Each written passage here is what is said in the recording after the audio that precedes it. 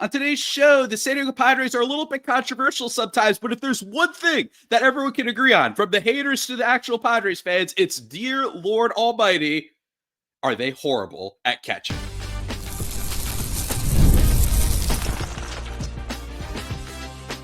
You are Locked On Padres, your daily San Diego Padres podcast. Part of the Locked On Podcast Network, your team every day. Greetings, ladies and gentlemen, and welcome to another edition of Locked On Padres podcast, which is part of the Locked On Podcast Network, your team every day for Tuesday, November 18th, and also now the number one sports podcast network in the world. As always, I'm your host with sometimes, occasionally, but certainly not always the most, Javier Reyes, and I've been covering this team for 6 years now, not just for this podcast, but various other outlets, including JustBaseball.com, chief among them. Today's episode, guys, is brought to you by FanDuel. Right now, new customers can bet just $5. And if your bet wins, you'll get $300 in bonus bets to use across the app. Download the FanDuel app today. Today's episode, guys, we got to talk about some catching, man. It is the year in review for the San Diego Padres when it comes to the catching position. Because, I mean, I don't even know where to begin, frankly, on this episode. In a lot of ways, right? This is a thing that is often under-discussed, I actually think, sometimes in not just baseball circles, but Padres circles and, frankly, just people of the world circles, right? And that is the fact that the Padres, when it comes to catching, it's one of their kryptonites, right? They have just not been able to put together decent catching seasons in what feels like the entire AJ Preller era, right? Don't get me wrong. They've had a couple years with Derek Norris. They've had some moments with Gary Sanchez and Luis Campusano, but for the most part, this has been their kryptonite. It is the one thing that they unequivocally are bad at. And I want to talk about that on today's show and just talk about the year in review for when it comes to catchers, right? And the year in reviews, I usually go through the good, the bad, and then conclude. This time, we're just kind of not totally freebasing it, but we're talking a little bit more generally about the team this year because there's not a whole lot of good, I think, with the catching position, right? Let's first start with just who the heck even caught for the Padres this year, right? Basically, you had four players, right? You had Martin Maldonado, Elias Diaz, Freddy Fermin, who was acquired at the trade deadline, and our boy, Luis Campusano, right? Now, the latter of the most of those basically didn't count, right? But he is actually really important to discuss, and we're going to save him for the second segment. But when it comes to the rest of the guys that we knew were going to play this year, right? Martin Maldonado, Freddy Fermin later, and then Elias Diaz, right? It was pretty bad. And I want to first talk about this year, right, when it comes to Martin Maldonado. Because Martin Maldonado, I don't know if you guys know, but he actually finished this season with negative 0.8 wins above replacement. Now, you might be saying, well, Javi, I mean, come on, man. Like, that's not... It could be worse, right? It could be worse. And that I do agree. It could be worse, but 0.8 wins above replacement, just to give you some context of how bad that is, right? In terms of the batters this year in Major League Baseball, among all positions, in terms of the lowest wins above replacement, right? The absolute lowest. The lowest among qualified players was negative 0.6 from Nick Castellanos, partially because he can't hit anymore and he can't slug as much, and because he's horrible defensively. Eric Wagum and Nathaniel Lowe, Jonathan Nadia, right? Martin Maldonado was 0.8. And that tells you that in such a short period of time, he was quite easily one of the worst players in baseball. He was terrible at blocking balls from getting past the plate, right? He was terrible at throwing out runners. He was terrible at framing. And he also, don't worry, was even more horrible at the plate, hitting 204 with a 245 on base at 327 slugging. Part of that coming from just a couple of moments in the 64 games that he did play where he hit like a couple of decent doubles or maybe a home run or two, right? He had 4 home runs, but overall 35.4% strikeout rate. He was anemic at the plate. Unless you threw the thing down the middle and basically slower than like 90 miles per hour, Martin Maldonado was bad. And the reason why I want to talk about Maldonado is this. It's more than just the Padres didn't get anything from their catching situation this year. It's also that the Padres clearly don't know what the heck they're looking for when it comes to catchers, right? It's just the fact that Martin Maldonado, who, again, and I brought this up during the year, my everydayers will know that I brought this up all year. The fact that Martin Maldonado was getting as many plate appearances as he did, right? Despite being literally a negative win player for 2 straight years before this, and pretty bad the year before that, right? The 2022 season with Houston, when he couldn't hit, but his defense was at least okay, right? Then he had negative 0.9 with Houston, negative 1.5 for the Chicago White Sox, right? And you brought him in this year, 61 WRC plus. For you to bring him in and give him as many opportunities as he had, I don't care about veteran leadership. That is genuinely disgraceful that the Padres did that, right? He was horrible, like actually horrible. And the fact that he was worth that many wins, it's possible the Padres get 91 wins, 92 wins, maybe if they just didn't play him. And it also says a lot about who we talked about at the beginning of the show, Luis Campusano, right? Like, and look, I'm not going to make this a show where I complain and say that Luis Campusano deserved a shot. We're going to talk about him in a second. But in general, it just says so much about Campusano. It says so much about the Padres that, like, they either don't trust Campy or they're being too ridiculous in this kind of adherence, whether it be Mike Schilt, whether it be AJ Preller, to these old players that are completely washed up, right? This is a theme that we've seen not just with catching, but the entire positional lineup, which we're going to talk about more tomorrow when it comes to the depth pieces on this team and in their lineup. I think that Maldonado was just so frustrating this year. I did not understand why he was getting at bats. I did not understand why we can't just say, screw it. Let's just put Campusano in as the second catcher, give him like a 3-week stretch. And if he does nothing, then we can like move on and say, fine. But to me, it's like, it's not like Maldonado is some 32-year-old who was just randomly having a really bad season. It's not like that. This is a 39-year-old catcher who now just retired, by the way, from Major League Baseball, right? And the Padres are giving him reps. And I didn't understand. There was no upside there, right? And again, I don't know behind the scenes and whatnot. I don't know what it's like necessarily to evaluate catches. And I understand that Campusano is pretty horrid defensively, but at least it's like a thing that we don't have for certainty that we know he's going to be a negative player, just actively a negative player. And that's what Maldonado was. So it was super frustrating all year to see this guy be in this lineup, right? I actually think it was one of the worst things that the Padres did all year. It frustrated me to no ends. I do not care what his numbers are. Just put Campusano and give him a shot, right? That was kind of my sort of look at the thing. But in fairness, the Padres did do okay when it came to bringing in Elias Diaz, who was by far the best catcher on the team in terms of the majority of the year. Obviously, you had Freddy Fermin, but he was really, really good at like just being fine. He was super cheap and fulfilled his role. We're going to talk a little bit more about that in just 1 second, guys. But first,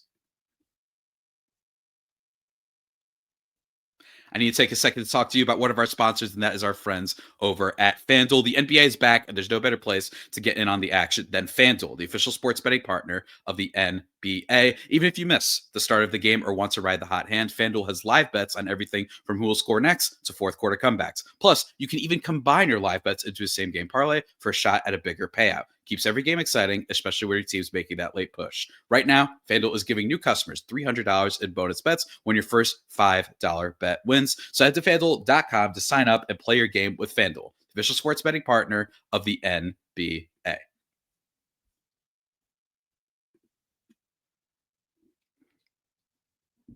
And just like that, everybody, we are thriving and vibing despite it all, especially at the catching position here on the Locked On Padres podcast. Remember to go subscribe to the podcast wherever you get your podcasts from. Tell your friends. I like seeing the numbers and subscriber count go up. And especially go check out YouTube where you can see me recording live outside Petco Park. Very, very cool. I know. And definitely leave your comments in the comment description. We might even get to some of those mailbag questions at the end of today's episode. But let's continue talking about the Padres when it comes to their catching position, because it drove everybody insane to no end, right? Why was Martin Maldonado getting reps? I have no idea, but he was terrible. But Elias Diaz was not so much. So we're kind of going in reverse of the usual player reviews from my everydayers who have tuned into the previous ones, right?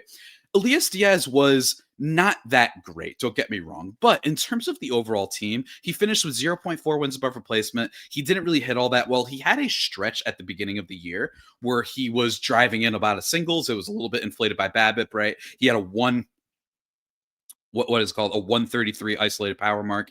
Like he was basically doing with his defense, he was basically the definition of a backup, right? A guy that you bring in for a team and say, okay, cool. Like when our starter needs a day off, this more than does it, right? You're not going to kill us. You're not necessarily going to help us, but you're not going to be a disaster the way that Maldonado was. And eventually he becomes the starting catcher, like just straight up. That is the starting catcher for the Padres this year. And I just like, does that say something about the Padres that Elias Diaz, a contending team, won 90 games, right? And that Elias Diaz was their catcher for the majority of it? Yes, it does say something. But overall, I just want to give props to the fact that it was a cheap addition that they made, and a cheap addition that provided decent defensive value and didn't kill them, right? It wasn't a plus, but it certainly wasn't a minus. And all in all, that's kind of really cool, right? Like, we really appreciate that the Padres went out and did that. But this is why we're going to talk about this next week when it comes to the trade deadline. This is why the combination of Maldonado being one of the worst players, quite literally, in all of Major League Baseball, despite playing only, 55 games that he played this year? I got to look this up. How many games did he play again? What did I say? 55? 64, right? Despite producing so much negative wins above replacement, so many negative wins, and only playing 65 games. So who knows what he would have looked like if he had to play longer, right? And if they didn't make the trade for Freddy Fermin, right? Campusano, Maldonado, Diaz, that is one of the more joke-tastic, I think, stretches that the Padres have had in this catching position in a long time, which says a lot because they haven't been so good. Specifically, since 2019, the San Diego Padres have the 5th worst wins above replacement total garnered from the catching position among all Major League teams. The only teams with a worse mark are the Colorado Rockies, Los Angeles Angels, that's probably why I got mixed up, Miami Marlins, and Washington Nationals. Holy dear Lord Almighty, that is terrible. And teams that did a little bit better than them: the White Sox, the Pirates, the Rangers, the Tigers, the Orioles, understandably because they had Adley Rutschman, who randomly stinks now, but even still, he was good for a little bit. Think about that, guys. This is a contending team, and they're in a grouping with the Nationals, right? And remember, the Nationals, I'm talking about since 2019, right? Since 2019, since the Padres window opened, per se, right? When they started reaching their prime, the golden era that we've been in, right? I understand that 2019 they brought in Machado, but you guys get my point, right? For the fact that they have not been able to be better than the Rockies, the Angels, the Marlins, the Nationals, that they're right around that group of players, right? The Rockies are truly abysmal, by the way. Negative 0.4 was above replacement from catching since 2019 is actually insane, right? The next worst is the Angels with 3. Right, and the Padres at 4, 6 wins above replacement. In context, by the way, the Milwaukee Brewers are first in Major League Baseball in that stretch with 34 wins above replacement. It's not that you're supposed to gain a whole lot of value at the catching position. It's not supposed to be the position where that's who you want your best player to be, because oftentimes they're guys that are going to be game managers. They're the guys that are going to play good defense, right? And they're not going to be super duper power hitters. That's what you get your outfielders at shortstops and all that for, right? But the Freddy Fermin trade, this is why AJ Preller did it, but it's also really unfortunate that they had to do it, right? With a prospect who at one point, Luis Campusano, was a top-level prospect for this team and a top 100 prospect in Major League Baseball. The fact that they brought him in, Freddy Fermin, it goes to show you just how bad they were, right? It's just truly bad. I mean, Luis Campusano came up this year. I believe it was the first time he got like a full start for the team, instead of just being brought in as like a late inning pinch hit or something like that. And he goes 0 for 404 strikeouts, by the way. Like, just absolutely incredible stuff from our guy Campy. Just continuing to be horrible despite everybody not looking for much, right? Not expecting much, not looking for too much. We're just like, can you just be okay? Nope. The answer is no. But Freddy Fermin, I think that the negative about acquiring Freddy Fermin is that they did have to give up a decent amount to get it, right? They had to give up Stephen Kolek and Ryan Bergert, right? And what did we see towards the end of the season is that the Padres really lacked in starting pitching depth. And what is a little bit of a problem heading into next year? They might be losing Michael King. They are probably losing Dylan Cease. Actually, very likely losing Dylan Cease. And Michael King, I'd say they're probably losing to free agency, right? You're going to have Joe Musgrove coming back from Tommy John. I understand that. And you have Yu Darvish out for the whole year. So having a guy like Kolek, having a guy like Ryan Bergert would have been okay. And specifically, by the way, Ryan Bergert had a 4.43 ERA with Kansas City, so the Padres did potentially sell high on him, right? I still think that his fastball is pretty decent. I think that it could play at this level a decent amount. But Stephen Kolek, you know what his ERA was after being traded for the Padres with the Kansas City Royals? This is why all year I kept talking about the Kolek kingdom. This is why all year I was saying I like the way he generates ground balls and I liked his slider. He had a 1.91 ERA with the Kansas City Royals. So while Freddy Fermin was certainly better than anything the Padres had going out at catcher, it also says a lot that they gave up pieces. And I bet, by the way, good deal by the Royals, right? They knew that the Padres were desperate.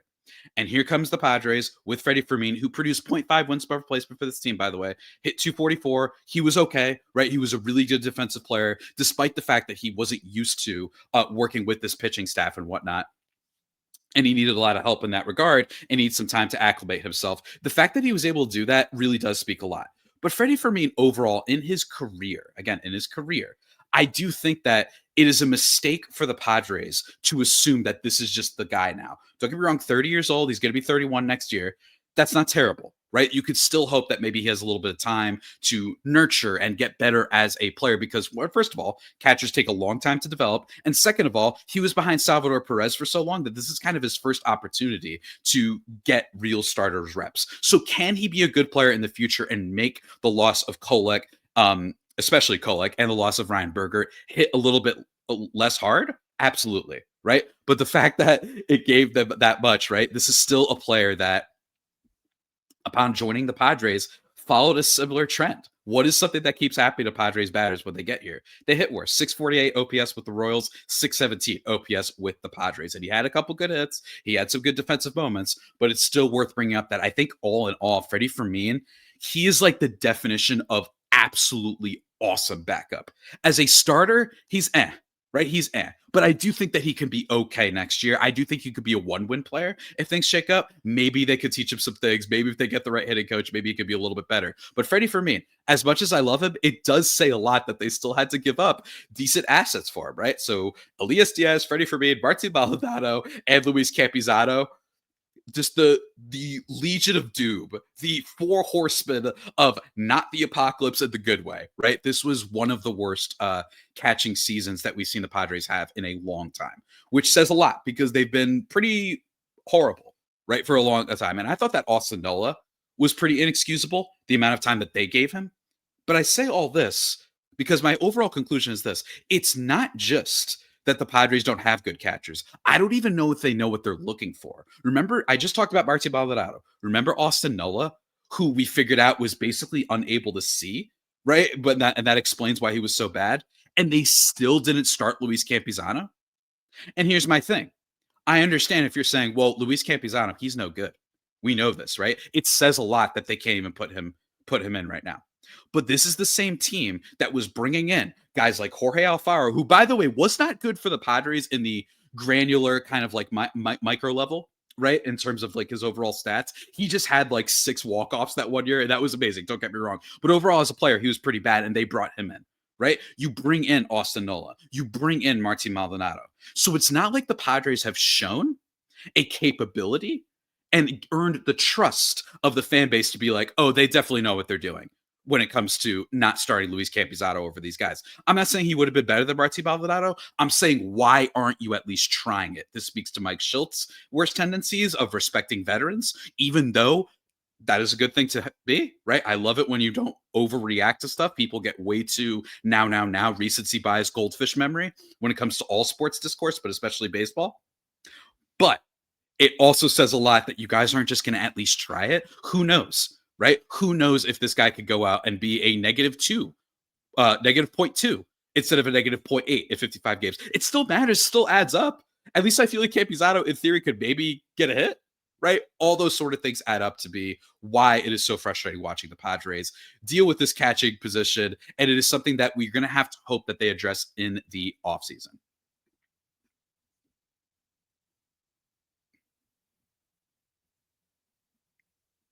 And just like that, everybody, we are back here on the Locked On Padres podcast, thriving and vibing, as always, despite it all, talking about the catching position, the catching issues with the Padres, man. And look, I don't even know where to start when it comes to this, man. I don't even know where to start. But when it comes to the Padres, I think that the future of the catching position needs to be discussed, right?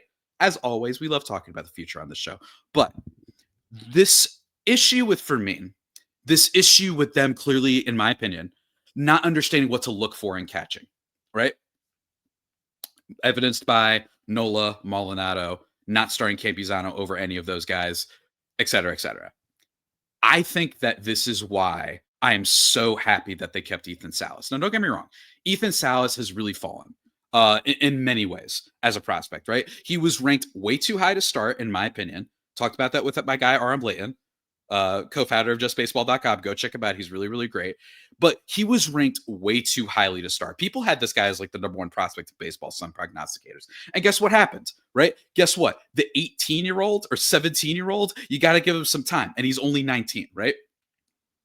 But as a result, I think that a lot of fans might be thinking, and listeners of this show might be saying, Javi, why are you still talking about Ethan Salas? He stinks. He can't hit. He was hitting 188 last year. Yes, but that's because my expectations were never as high as everybody else's, right? I think everybody got way too bullish and just assumed way too much about Salas and said, this guy is going to be a super duper stud. AJ strikes again.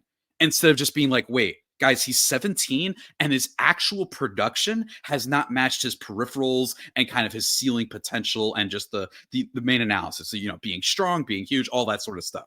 All of the expectations and valuation on him were based on projecting instead of what was resulting, which is why I thought he was ranked too highly to begin with. So a lot of people as a result are going to say this and say he turned out to be a bust. No, it's because he looks like a bust because he was ranked way too highly to begin with. Rant done. Next part of this thing that I want to talk about is this. If there's one thing that Ethan Salas is good at from everyone that I trust, it is defense, right? And you're hoping that the bat can come along. I've heard he could be Gabriel Moreno with the bat. Not a power hitter, right? But he's a guy that can hit maybe 270, get a 320 on base, be a above average WRC plus guy.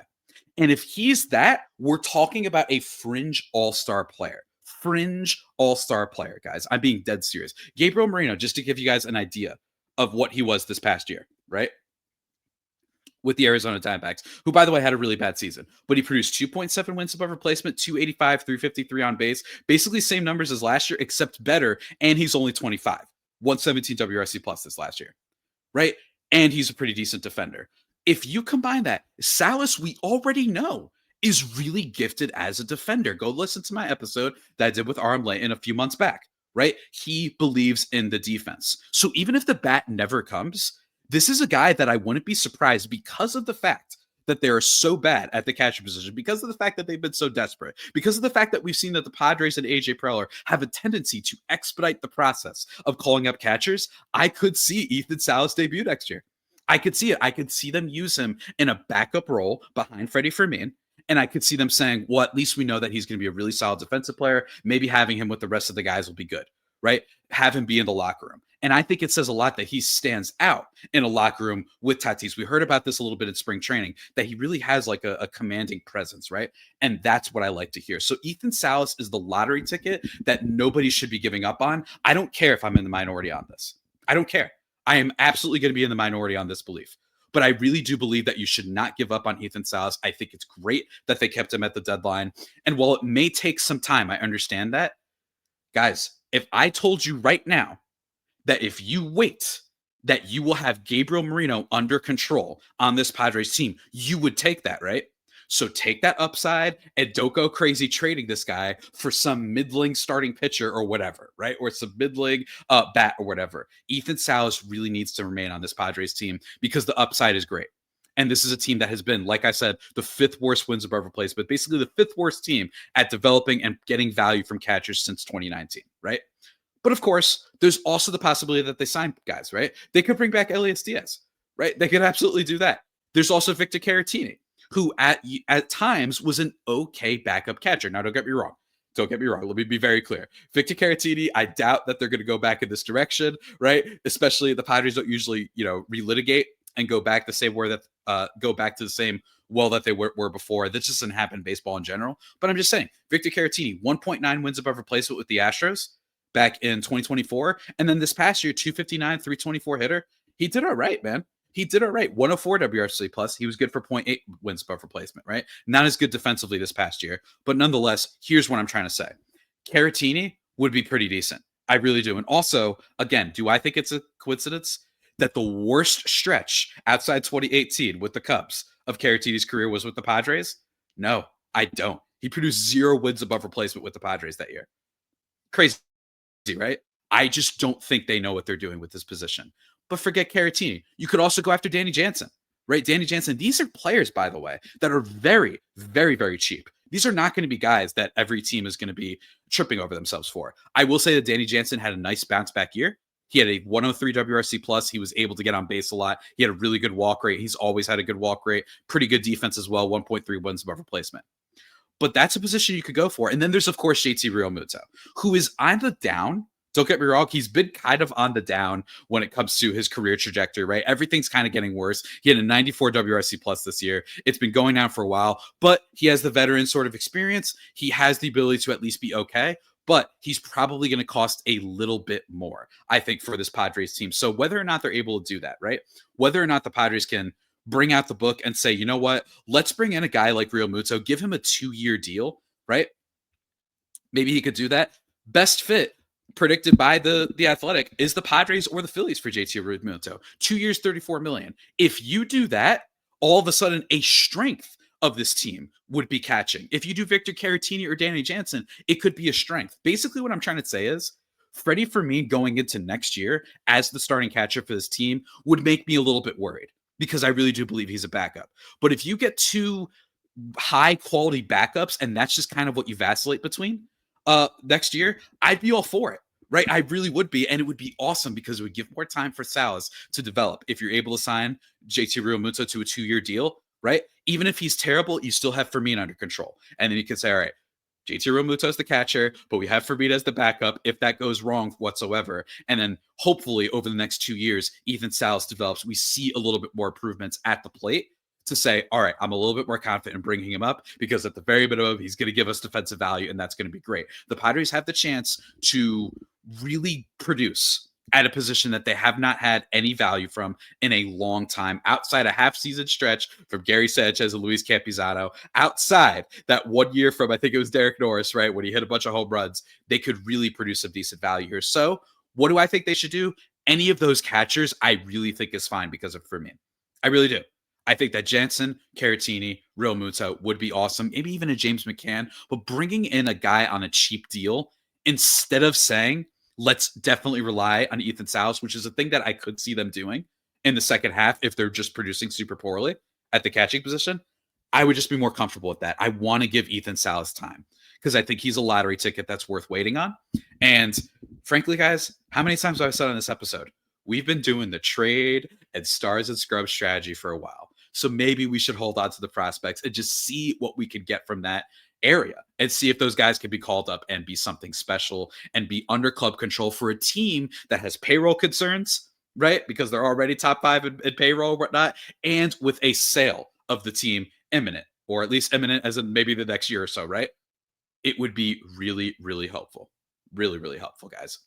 But that about does it for today's edition of the Locked On Padres podcast, guys. The only pod that may be better than the Padres themselves. Remember to subscribe to the podcast wherever you get your podcasts from. Tomorrow's episode, we're going to do our last year in review for the offseason. At least I think the last one. Maybe I'll think of another one down the line. Maybe I'll do Michael King or something like that. But we're going to be going over the Padres lineup depth, right? That means the non-stars, right? The guys who are going to go at the bottom of your lineup, or the guys who are supposed to just be supporting characters, the supporting cast. Everything needs a supporting cast, man. Everyone wants an Ocean's 11. They want to have Clooney and Brad Pitt and Matt Damon, but you also want to have James Caan, and you also want to have, all those kind of backup players like Don Cheadle, who's not really a backup player, but you guys get my point. We're going to talk about that. And then Thursday and Friday, I'm actually going to be traveling.